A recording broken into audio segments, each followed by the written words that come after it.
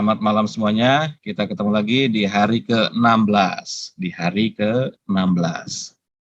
Jadi kemarin ada yang nanya apa gunanya push up, sit up. Ya ini biasanya mesti menyimak ulang pada rekaman-rekaman awal atau melihat di video saya di YouTube. Makanya kadang-kadang kalau kita belum meluangkan waktu untuk melihat yang di YouTube itu, ya bisa bingung. Tapi ya enggak apa-apa juga, saya selalu rajin mengingatkan. Jadi yang terjadi pada saat kita melakukan ritme parasimpatik itu adalah terjadi proses pemuatan oksigen besar-besaran ke darah. Itu yang terjadi saat kita menggunakan ritme 33 atau ritme 24. Itu terjadi pemuatan oksigen besar-besaran ke darah. Baru ketika kita tahan napas selama 90 detik, oksigen yang ada di darah itu dibongkar dan disalurkan ke jaringan.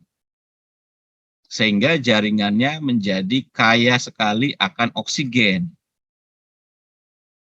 Itu yang pertama. Jadi saya ulangi ya, saat kita sedang melakukan ritme parasimpatik, yaitu ritme 33 dan ritme 24, darah kita menjadi sangat kaya akan oksigen. Jika darah kita kaya akan oksigen, berarti pH-nya naik. Pengertian pH naik itu artinya berubah menjadi basa tanpa harus minum Kangen Water, tanpa harus minum Milagros. Ini saya sebut merek saja langsung. Jadi saat kita lagi ritme parasimpatik, ritme 33 atau 24, selama masih tarik, buang, itu darah kita kaya sekali akan oksigen. Sehingga menyebabkan pH darah naik menjadi basa. Nah, kemudian kita tahan napas selama 90 detik. Oksigen yang tadi ada di darah, kemudian dipindahkan ke jaringan. Maka saat tahan napas, jaringan kita menjadi basa, kaya akan oksigen. Yang disebut dengan jaringan itu apa? Yakni semua selain darah, gitu aja. Ya kulit, ya tulang, ya daging, ya otot, segala macam. Jadi kalau ada kanker, tinggal dilihat aja kankernya ada di mana, tumornya ada di mana, kistanya ada di mana. Kalau adanya di jaringan, ya udah saat tahan napas usahakan mencapai 90 detik. Fight dengan diri kita sendiri untuk semakin bisa mencapai standar yang diharapkan. Karena pada momen tahan napas itulah terjadi pemuatan oksigen besar-besaran ke jaringan. Sehingga menyebabkan jaringan menjadi basa tanpa harus minum Kangen Water atau Milagros. Kalau jaringan basah berarti pH-nya naik. Nah, itu yang terjadi pada saat tahan napas. Lalu kenapa harus ada kontraksi otot? Dorong tarik itu adalah kontraksi otot. Sit up adalah kontraksi otot. Push up adalah kontraksi otot. Karena jika otot tidak dikontraksikan, oksigen akan mengalir alamiah saja pada jaringan. Mengalir alamiah saja. Tapi dengan ada kontraksi otot, maka oksigen akan mengalir pada otot yang dikontraksikan. Jadi semua kontraksi otot menyebabkan terjadinya permintaan besar-besaran terhadap oksigen agar segera mengalir ke daerah yang dikontraksikan. Jadi kalau kita gunakan dorong tarik, maka oksigen akan mengalir lebih banyak pada lengan. Bukan pada kaki, bukan pada betis, bukan pada paha, tapi pada lengan yang dikejangkan itu. Kalau kita menggunakan sit up, berarti oksigen mengalir lebih banyak kemana? Ke abs. Abs itu berarti otot-otot sekitaran perut. Karena otot itu yang dipakai. Semakin banyak otot yang dipakai, maka oksigen akan semakin habis, detiknya semakin pendek. Dan itu biasa saja, tidak ada masalah. Maka disesuaikan saja. Nah itu, ini jadi cara untuk membuat darah menjadi basa dengan sangat mudah dan membuat jaringan menjadi basa dengan sangat mudah tanpa harus minum Kangen Water dan Milagros. Cukup pernapasan, tarik buang yang benar sesuai dengan detiknya. Lalu tahan napas, usahakan mencapai 90 detik. Usahakan mencapai 90 detik. Bagaimana seseorang bisa mencapai 90 detik? Perutnya harus kosong. Jadi jangan makan sebelum latihan. Kalau kita makan atau ngemil sebelum latihan, tidak akan kuat menahan napas 90 detik. Kecuali saya, karena sudah biasa. Orang lain tidak akan bisa. Gitu. Jadi jangan makan sebelum latihan karena tahan napasnya pasti tidak akan kuat. Selisih makan sebelum latihan adalah 3 jam. Jadi makan terakhir adalah jam 5 atau jam 6 maksimal. Kalau latihannya jam 8 kurang lebih. Itu, jadi idealnya jam 5 makan terakhir. Setelah itu jangan makan, minum air putih saja. Tidak ada ngemil, tidak ada apa namanya teh manis atau kopi manis begitu. Supaya kita punya kemampuan menahan napas yang lebih baik ketika perutnya kosong. Nah, maka berkali-kali saya jelaskan, kunci keberhasilan latihan olah napas adalah perut yang lapar atau perut yang kosong. Maka perut kosong itu identik dengan puasa. Jadi kalau kita pengen latihan pernapasan kita benar, pada apapun tekniknya, maka berpuasalah. Begitu. Itulah kenapa pada saat kita lagi membuka kelas 21 hari bulan Ramadan kemarin, peserta pada kuat menahan napas 90 detik karena sudah puasa dulu 12 jam. Jam 6 maghrib buka secukupnya saja, tidak makan besar, latihan dulu baru makan besar. Maka semua jadi kuat 90 detik. Nah, seperti itu. Bagaimana kalau puasa siangnya? Ya enggak apa-apa, buka saja. Tapi kalau kita tahu ada latihan, maka yang dimakan secukupnya. Makanya beberapa peserta pada saat Ramadan kemarin, begitu buka dia maghrib, dia hanya kurma saja. Air putih dan kurma, 2-3 potong maksimal. Sudah cukup itu. Setelah itu latihan, selesai latihan makan besar. Nggak ada masalah kan? Ya, karena berbuka itu kan masih harus makan besar, sekedar membatalkan saja. Nah itu, jadi keberhasilan kita latihan olah napas ini bisa ditopang dengan intermittent fasting atau puasa. Itu, jadi puasa ini jangan dibayangkan sesuatu yang apa namanya klinik begitu. Wah nih latihan sama Mas Gunggung nih ada puasa-puasanya. Loh ya orang pengen medical check up aja disuruh puasa, tapi kita nggak pernah bilang medical check up itu klinik kan, karena disuruh puasa. Wah saya disuruh puasa sama dokter nih, wah medical check up ada kliniknya, kalau ada puasa-puasanya. Ya nggak begitu kan. Iya. Jadi puasa itu biasa aja, itu sesuatu yang kita pakai untuk melakukan netralisasi terhadap gula darah gitu. Oke, jadi balik ke pernapasan tadi, maka dari itu kita bergerak, dorong tarik kah, atau push up kah, atau sit up disesuaikan, dan itu dilakukan saat tahan napas. Dilakukan saat tahan napas, hanya tahan napasnya saja kita bergerak. Nah, seperti itu. Maka pada saat kita lakukan gerakan tadi, akan terjadi pembongkaran oksigen besar-besaran dari darah ke jaringan. Ya memang bagi yang awam atau yang baru, ini agak sulit untuk dibuktikan, kecuali membeli alat. Kecuali kita punya oximeter, kecuali kita punya alat ukur HRV, baru kita bisa buktikan bahwa terjadi proses pembongkaran oksigen besar-besaran dari darah ke jaringan. Kita bisa buktikan frekuensinya frekuensi parasimpatik dan seterusnya. Kalau yang nggak punya alat dan nggak tertarik berinvestasi dengan alat, ya udah belajar saja dulu teorinya begitu. Lalu diikuti semua panduannya. Ya memang repotnya itu kalau kita sehat itu banyak mendang-mending ya. Banyak pertimbangan, latihan males lah nanti aja lah. Padahal ini cara yang paling gampang sekali dan murah sekali. Cara yang paling gampang dan murah dibandingkan kita harus kemo, dibandingkan kita harus berobat dengan harga mahal, mungkin walaupun dengan asuransi begitu ya. Ini cara yang paling murah, asal kita mau membaca saja atau mendengar saja dari teori-teori yang sering saya publish di YouTube, mesti kita ngerti. Tapi kalau enggak ya repot begitu. Maka dari itu saya enggak bisa memaksa, misalnya enggak pengen latihan pun ya enggak apa-apa juga. Kan tujuan dari latihan 21 hari adalah membentuk kebiasaan baru agar kita berkenalan dengan napas yang diolah begitu. Lo ngapain Mas napas diolah, kan setiap hari kita juga bernapas. Ya sama kayak jawabannya, ngapain makan diatur, setiap hari kita makan. Ya kan ngapain kan? Ya karena kita tidak mengerti apa yang terjadi pada saat makan itu, maka kita harus belajar ilmunya. Itulah kenapa ada berbagai macam pola diet. Ada diet ketogenik, ada ketofastosis, ada food combining, ada diet general motor, ada diet paleo, ada diet mediterania, diet berdasarkan golongan darah, dan sebagainya. Kita belajar dulu ilmunya. Supaya kita tahu bahwa makan itu ternyata ada ilmunya. Enggak hanya sekedar kita setiap hari makan, kemudian kita tidak penting mau belajar mengenai makan, kan begitu. Buktinya kita berantakan juga kesehatannya, kalau makannya ngaco. Sama juga, hanya karena kita bernapas setiap hari, tidak penting kita belajar mengenai ilmu napas. Ya keliru cara memahaminya.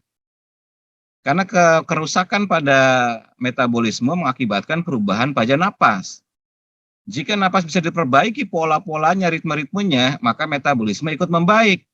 Seperti itu hukumnya. Sama kayak makanan juga, begitu kita perbaiki pola makan, kita perbaiki pola tidur misalnya, metabolisme ikut membaik.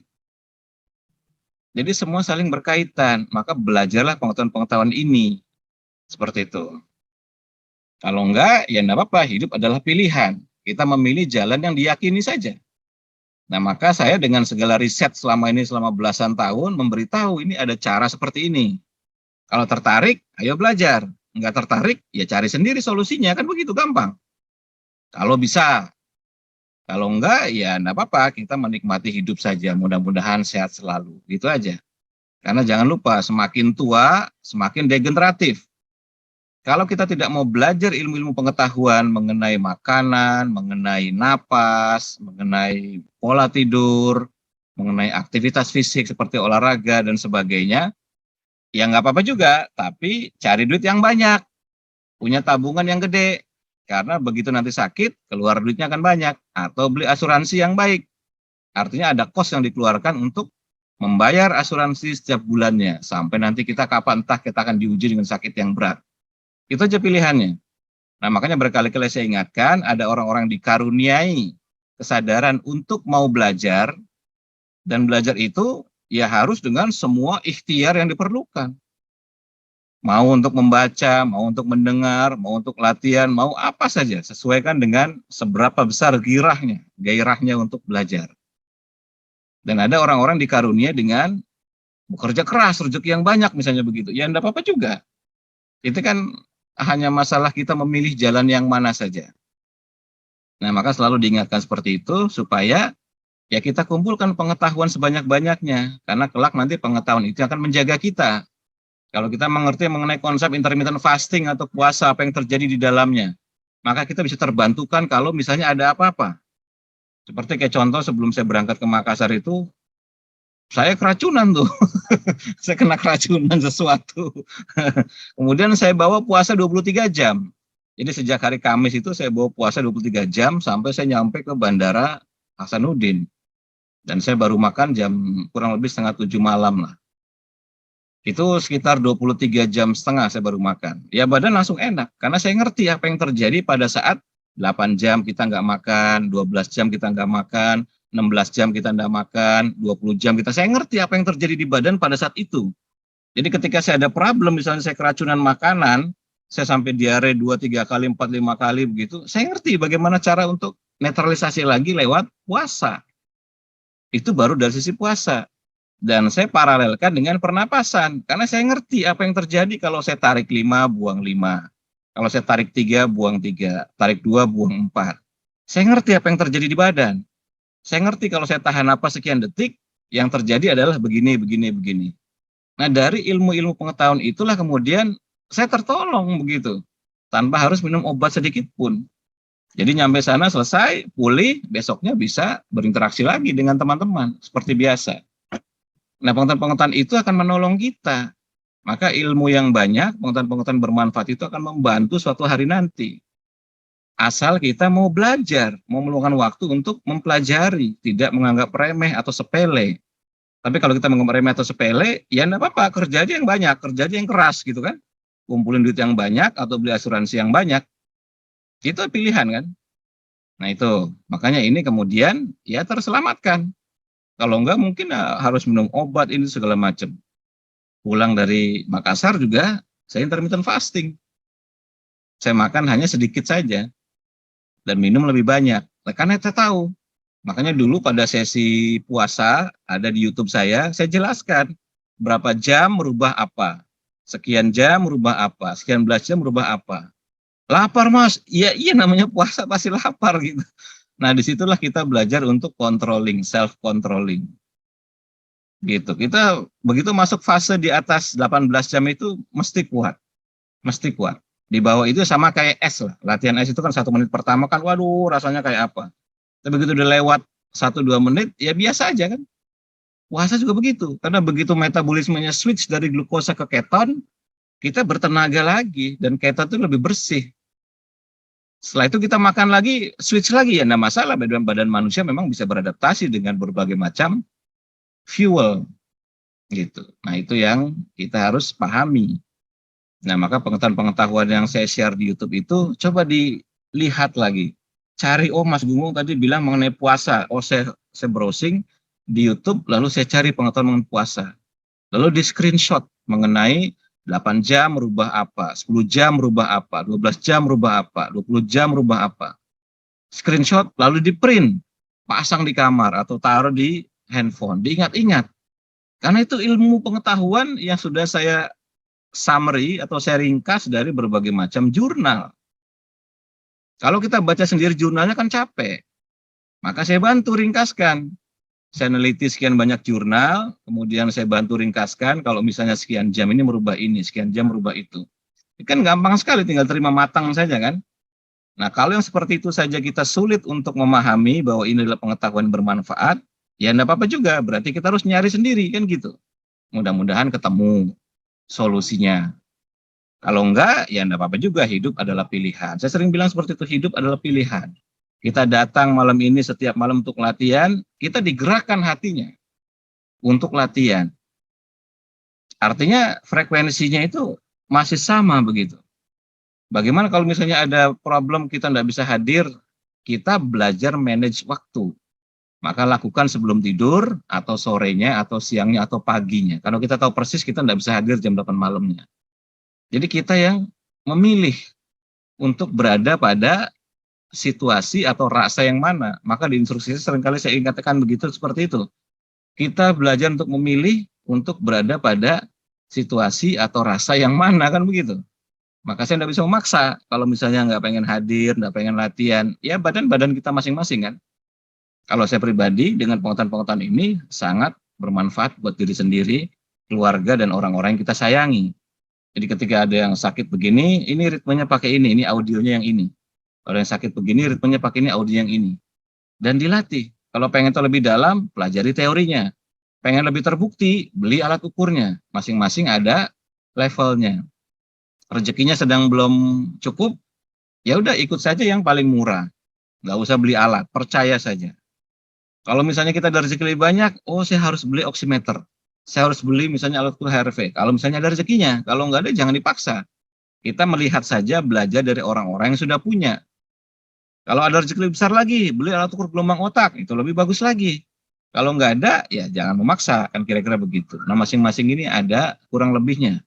Oh, diet ketogenik nih enak Mas, nggak makan nasi. Iya, tapi ya harus makan sama berhubungan sama daging-dagingan dominan. Dengan sedikit sayur dan sedikit buah dan sedikit serat. Berarti ada investasi yang dipakai untuk mengganti pembelian nasi dan sebagainya dengan daging-dagingan. Ini sama aja, masing-masing ada konsekuensi pada biaya, seperti itu. Oke, gitu ya. Siap, kita akan mulai latihan ritme 55.